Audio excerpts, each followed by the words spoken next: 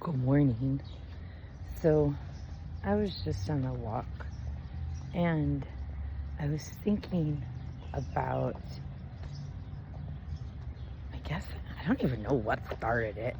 I was thinking about love and looking at things and what looking with your eyes does to your brain, and how when you look at something you want, it gives you dopamine because you imagine having it and you're like, wow, I would really like to have that. That would make me really happy. I would like it. And then you start thinking about it, what you see, and especially if it's something beautiful, you're like, wow, that's so beautiful. I'm like, I like it so much. And the chemical reaction it does to your brain. And then I was thinking about, that's what started it. So I thought about sending a sunrise picture to my son. And I'm like, he doesn't really like them too much. Doesn't do it for his brain. He doesn't like to look at them. So and then it got me thinking, he doesn't like to look at beauty.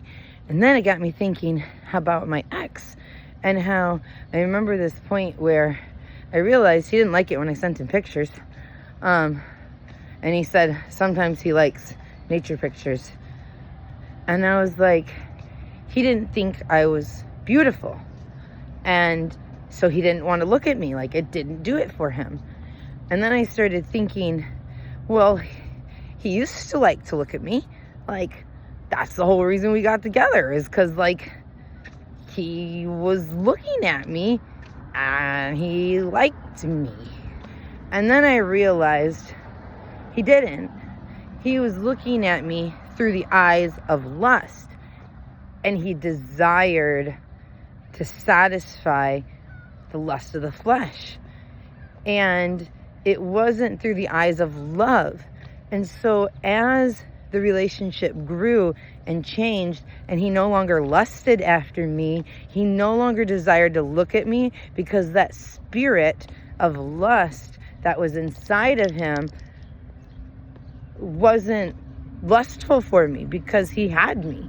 And so then he had no desire to look at me or think about me, because it didn't feed that spirit of lust. And then I was thinking about how if you love something or someone versus lusting after it, you're looking at it differently. Because love is sacrificial. True love is sacrificial.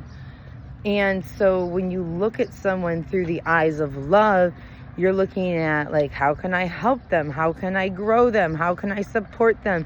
How can I cherish them? How can I build them up? How can I, all of these things, but you're wanting to do something for them.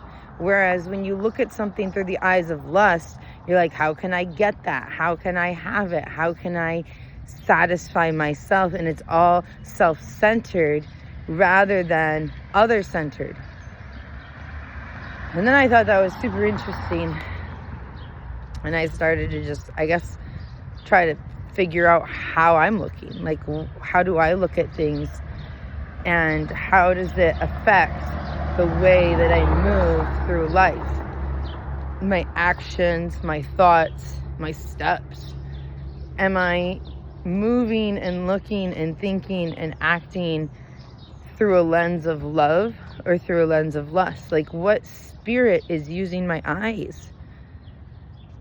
And really just thinking about all the different Bible verses that talk about if your eye is whole, your whole body is good.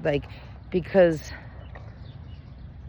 looking is so important, and guarding your eyes is so important.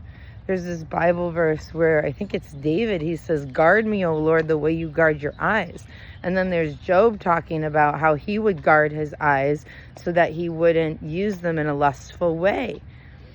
And it made me think about how ever since I was little, I had learned that people use their eyes for criticism and judgment and hatred. And so I had kind of given up the use of my eyes. I had kind of made myself spiritually and then physically blind. I didn't use my eyes. I wouldn't look at people. I wouldn't look at things. And it made life really difficult in some ways because I didn't know how to use my eyes because I never did. And so that part of my brain was underdeveloped.